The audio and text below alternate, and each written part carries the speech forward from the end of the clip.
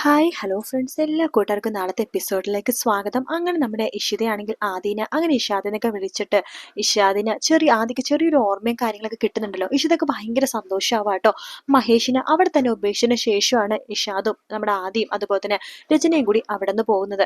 അങ്ങനെ മഹേഷിനെ ഭയങ്കര സങ്കടം ആവുന്നുണ്ട്. മഹേഷ് ഇഷിതടുത്ത് പറയുന്നുണ്ട്, അവരെന്നെ ഇവിടെ നിർത്തിയിട്ട് പോയി എന്ന് പറയാണ്. സാരില്ല, അറിയാലോ ആദ്യത്തെ സ്വഭാവം, അവൻ ഇന്നല്ലെങ്കിൽ നാളെ നന്നാവും. നോക്ക്, അവന്റെ ഓർമ്മ എവിടെയൊക്കെ തങ്ങി നിൽക്കുന്നുണ്ട്. അവന്റെ ഓർമ്മകൾ തിരിച്ചു കിട്ടുകയാണെങ്കിൽ അവന്റെ അമ്മ ഞാനായിരിക്കും, അച്ഛൻ മഹേഷും. പെട്ടെന്ന് തന്നെ അങ്ങനത്തെ ഒരു ദിവസം കടന്നു വരും. മഹേഷ് ടെൻഷൻ ആവണ്ട എന്നൊക്കെ ഇഷിത ഇങ്ങനെ പറയുവാട്ടോ. എന്നാ വഴിയാണെങ്കിൽ അതിനെക്കുറിച്ച് ഞാൻ ആലോചിച്ചുകൊണ്ടിരിക്കുകയാണ്. അമ്മ, ഈ ഇഷാദ് ആരാണ് എന്ന് രചനയോട് ചോദിക്കുമ്പോൾ, ഇഷാദാ? അതാരാ? എനിക്കറിയില്ല. മോന്റെ വരെ ഫ്രണ്ട്സും ആണോ? എനിക്കറിയില്ല അമ്മേ, ആ പേര് ഞാൻ എവിടെയോ കേട്ടിട്ടുണ്ട്. മോനെ ഇഷാദ്, ഇഷിത, ഇതൊക്കെ ഞാൻ എവിടെയോ കേട്ടിട്ടുണ്ട് അമ്മേ. മോന്റെ ഒരു തോന്നല അതൊക്കെ. ചിലപ്പോ മോന്റെ സ്കൂളിലെ വരെ കുട്ടിയുടെ പേരായിരിക്കും ഇഷാദ് എന്ന്. ചിലപ്പോ ആയിരിക്കാം എന്നൊക്കെ പറഞ്ഞിട്ട് ആദ്യം അത് വിടുവാണ്. പക്ഷെ അതിലെ മനസ്സിൽ ചെറിയൊരു ഓർമ്മയൊക്കെ വന്നു തുടങ്ങുന്നുണ്ട് കേട്ടോ. അതിനുശേഷം സ്കൂൾ തുറന്നു. എല്ലാവരും സ്കൂൾ തുറന്നതിന് ശേഷം സ്കൂളിലേക്ക് വരുവാണ്. ആദ്യം അപ്പൊ തന്നെ അവിടെ വലിയൊരു ഗ്യാങ് ഒക്കെ ഉണ്ടാക്കി കേട്ടോ.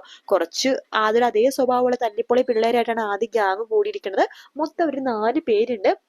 ആ 4 പേരും കൂടിയിട്ട് നമ്മൾ പറയുന്നുണ്ട് ആദ്യം, അതെ ഞാനാണ് നിങ്ങളുടെ ഗ്രൂപ്പ് ലീഡർ, ഞാൻ പറയുന്ന പോലെ കാര്യങ്ങളൊക്കെ ചെയ്യണമെന്ന് പറയുമ്പോൾ ആ പിള്ളേര് ഡൺ, നിങ്ങൾ തന്നെയാണ് നമ്മുടെ ഗ്രൂപ്പ് ലീഡർ എന്ന് പറഞ്ഞിട്ട് അതിനെ പൊക്കി എടുത്തുകൊണ്ടൊക്കെ പോകുന്നുണ്ട് കേട്ടോ. അതിനുശേഷമാണ് സൂരജ് അതിലെ കൂടി പോകുമ്പോഴേക്കും ആദ്യം വിളിക്കാണ്, എടാ ചെറുക്ക നീ ഇങ്ങോട്ട് വന്നേടാ എന്ന് പറഞ്ഞ് വിളിക്കുന്നുണ്ട്. സൂരജ് നമ്മുടെ ആദ്യയുടെ അടുത്തേക്ക് പോകണം. സൂരജിനാണെങ്കിൽ ആദ്യം വല്ലാത്ത പേടിയാണ് കേട്ടോ, കാരണം അതിനെ കാണുമ്പോൾ തന്നെ പേടിയാവുമല്ലോ. അങ്ങനെ സൂരജ് എന്താ ചേട്ടാന്ന് ചോദിക്കുകയാണ്. ചേട്ടനോ? ഞാൻ ഇങ്ങനെ നിന്റെ ചേട്ടനാവണത്? അതെ, എന്റെ അനിയത്തിയാ ചിപ്പി. നീ ചിപ്പിയായിട്ട് കൂട്ടുകൂടുന്നത് എനിക്ക് ഇഷ്ടമല്ല, നീ ചിപ്പിയായിട്ട് കൂട്ടുകൂടണ്ട എന്ന് പറയാണ്. ചിപ്പി എന്റെയും അനിയത്തിയാണ് എന്ന് സൂരജ് പറയുമ്പോൾ, ഏത് വകയിലടാ നിന്റെ അനിയത്തി ആവണത് എന്ന് പറയാണ്. എന്റെ സ്വന്തം അനിയത്തിയാ ചിപ്പി എന്ന് പറയുന്നുണ്ട്. അത് എന്റെയും അനിയത്തി തന്നെയാന്ന് പറയുമ്പോൾ, മേലാൽ അവരുടെ കൂടെ കൂട്ടുകൂടാൻ നിൽക്കണ്ട, എനിക്കത് ഇഷ്ടമല്ല, നീയായി നിന്റെ പാടായി, ഇനി അവളുടെ കൂടെ അങ്ങനെ നിന്നെ കണ്ടു കഴിഞ്ഞാലുണ്ടല്ലോ നിന്റെ മൂക്കിടിച്ച് ഞാൻ പരുത്തും എന്നൊക്കെ ആദ്യം പറയാണ്. സൂരജിനാണെങ്കിൽ ആകെ വിഷമം പോകുന്നുണ്ട് കേട്ടോ. സൂരജ് തലയും കുമ്പിട്ട് അവിടെ തന്നെ അങ്ങനെ നിൽക്കുന്ന സമയത്ത് അത് കേട്ടുകൊണ്ട് നമ്മുടെ ചിപ്പി അങ്ങോട്ടേക്ക് വരുന്നുണ്ട് കേട്ടോ. ചിപ്പിയുടെ കൂടെ നമ്മുടെ കൂട്ടുകാരിയുണ്ട്. അങ്ങനെ അവർ രണ്ടുപേരും വന്നിട്ട് നമ്മുടെ ആദ്യം പറയുന്നുണ്ട്, അതെ നിങ്ങൾ എന്റെ ചേട്ടനൊന്നും അല്ല, എന്റെ ചേട്ടനെ സൂര്യചേട്ടനാണ്, നിങ്ങൾ എന്നെ ഒരിക്കലും ചേട്ടനായിട്ട് കാണത്തുമില്ല എന്ന് പറയണം. ആദ്യക്കാണെങ്കിൽ ആകെ നാണക്കേട് പോലെ തോന്നും കേട്ടോ. ഫ്രണ്ട്സിന്റെ മുമ്പിൽ അങ്ങനെയൊക്കെ പറയുമ്പോഴേക്കും സൂരജിനോട് നമ്മുടെ ചിപ്പി പറയുന്നുണ്ട്, അതെ ഇയാൾ എന്തിനു പറഞ്ഞാലേ സൂര്യചേട്ടൻ മൈൻഡ് പോലും ചെയ്യണ്ട കേട്ടോ. ഇയാളെ ബാഡ് ചേട്ടന്, എന്റെ ചേട്ടനെന്നല്ല, എനിക്ക് ഇഷ്ടമല്ലേ ഇയാളെ. എപ്പോഴും ഇഷിതാമ്മേനെ കുറ്റം പറയലും ഇഷിതാമ്മേനെ നോവിക്കലുമാ ഇയാളുടെ പണി.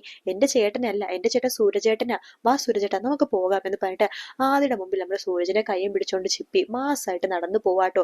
ആദിക്കാണെങ്കിൽ ദേഷ്യം വരുവാണ്. നിനക്ക് വെച്ചിട്ടുണ്ട് സൂരജെ, ഒരു സമയത്ത് നിന്റെ കയ്യിൽ കിട്ടും, അപ്പൊ ഞാൻ നിനക്കുള്ള പണി തന്നോളാം എന്നൊക്കെ ആദ്യം മനസ്സിൽ ഇങ്ങനെ വിചാരിക്കാട്ടോ. അങ്ങനെ ആദ്യ സൂരജിനെ കാണുമ്പോ എന്തെങ്കിലുമൊക്കെ പറഞ്ഞ് നോവിച്ചോണ്ടിരിക്കുകയാണ്. ആ സമയത്തൊക്കെ നമ്മുടെ ചിപ്പി വന്ന് ഇടപെടുന്നൊക്കെ ഉണ്ട് കേട്ടോ. പക്ഷെ ചിപ്പി ഇല്ലാത്തൊരു സമയത്ത് സൂരജിന് നല്ലൊരു വീക്കോന്നാണ് തോന്നുന്നത്. ആദ്യം അത്രയ്ക്ക് ദേഷ്യമുണ്ട് സൂരജിനോട്. വേറൊന്നുമല്ല, ചിപ്പിയുടെ കൂടെ നടക്കുന്നത് കൊണ്ടും. പിന്നെ ഈ സൂരജ് എന്ന് പറയുന്നത് ഇഷിതയുടെ ചേച്ചിയുടെ മകനാണല്ലോ. അപ്പൊ ഇഷിതനെ കണ്ടെടുത്താൽ കണ്ടുവിടും ആദ്യക്ക്. അപ്പൊ ഇഷിതയുടെ ചേച്ചിയുടെ മകൻ എന്ന് പറയുമ്പോൾ അതിനേക്കാളും ദേഷ്യമായിരിക്കും.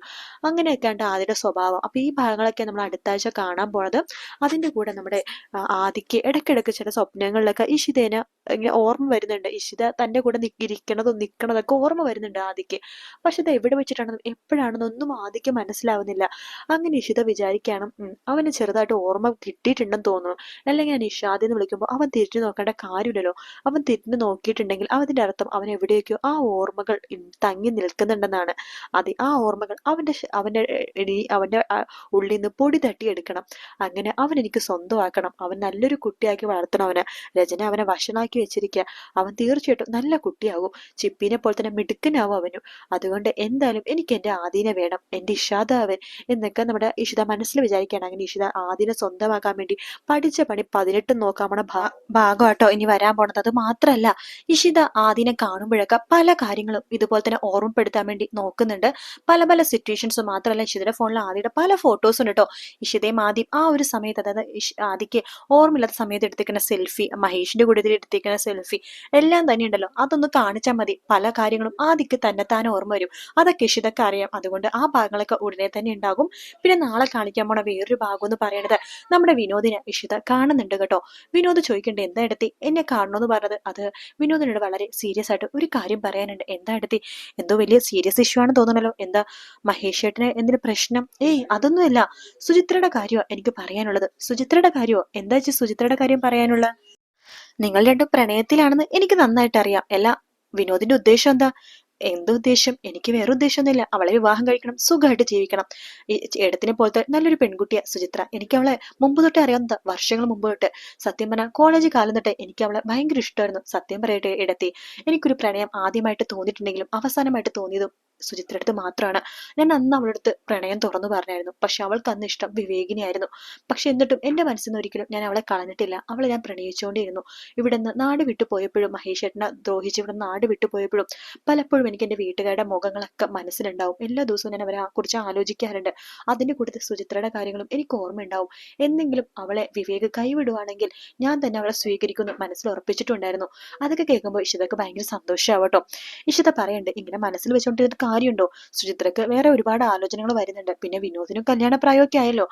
അമ്മയും പറയുന്നുണ്ട് വിനോദിന്റെ കല്യാണം കഴിപ്പിക്കണമെന്ന്. എനിക്കറിയാം എടുത്തേ, എനിക്കിത് വീട്ടിൽ പറയാൻ ഭയങ്കര ഒരു ചമ്മല് പോലെ. എടുത്തി ഇത് പറയാവോ? ഞാൻ പറയാം, കുഴപ്പമൊന്നുമില്ല എന്ന് പറയാണ്. പിന്നെ വിനോദടുത്ത് വേറൊരു കാര്യം കൂടി പറയാനുണ്ട്. എന്താ എടുത്തി? ഇന്ന് വിനോദിന് അനുഗ്രഹം വന്ന് കണ്ടിരുന്നു അല്ലേ? കണ്ടിരുന്നു എടുത്തി. എന്ത് പറയാനാ, ഞാൻ ഒരിക്കലും വിചാരിക്കാത്ത ഒരു കാര്യം അനുഗ്രഹം എടുത്ത് പറഞ്ഞത്.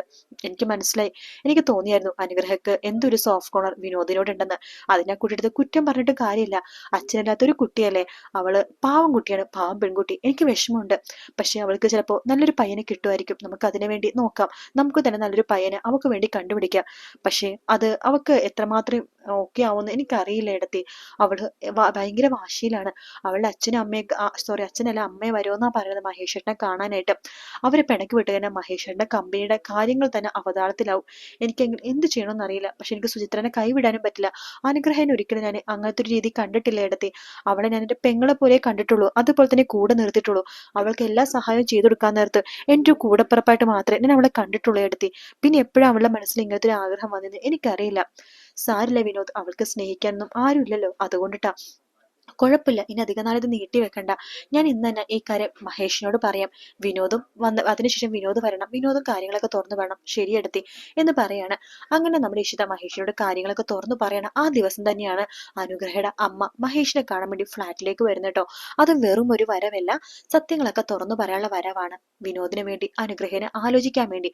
അത് പറയേണ്ട താമസം മഹേഷും സ്വപ്നവല്ലിയും രാമനാഥനൊക്കെ ആ വിവാഹം അങ്ങോട്ട് ഉറപ്പിക്കുക കേട്ടോ. ഇഷിതക്ക് അവിടെ ഒന്നും പറയാൻ പറ്റാത്ത അവസ്ഥ. വിനോദാകുമ്പോ വിനോദിനൊന്നും പറയാൻ പറ്റില്ല. കാരണം മഹേഷ് അത്രമാത്രം സന്തോഷത്തിലാണ്. ഇനി മഹേഷും അരുന്ധതി മേഡമൊക്കെ കുടുംബക്കാരാവാൻ പോണില്ല, അതിന്റെ സന്തോഷം. വിനോദിന് ഇഷിതൊക്കെ എന്ത് ചെയ്യണമെന്ന് അറിയാണ്ട് ആകെ പെട്ടിരിക്കുക കേട്ടോ. സുചിത്രയാണെങ്കിൽ അതിനപ്പുറം. സുചിത്രയാണെങ്കിൽ വിചാരിക്കുന്നുണ്ട് സാരില്ല, അനുഗ്രഹം തന്നെ വിനോദിനെ കല്യാണം കഴിച്ചോട്ടെ, എന്റെ ജീവിതം ഇങ്ങനെയൊക്കെ തന്നെയാണ് എന്നൊക്കെ പറഞ്ഞിട്ട് സുചിത്ര ഒതുങ്ങി കൂടാൻ പോകുക കേട്ടോ. എന്തായാലും കാത്തിരുന്ന് കാണാം. വീഡിയോ ഇഷ്ടപ്പെടുകയാണെങ്കിൽ ലൈക്ക് ചെയ്യാനും സബ്സ്ക്രൈബ് ചെയ്യാനും കമന്റ് ചെയ്യാനും മറക്കല്ലേ. മറ്റൊരു വീഡിയോ ആയിട്ട് കാണാം. Take care, bye bye.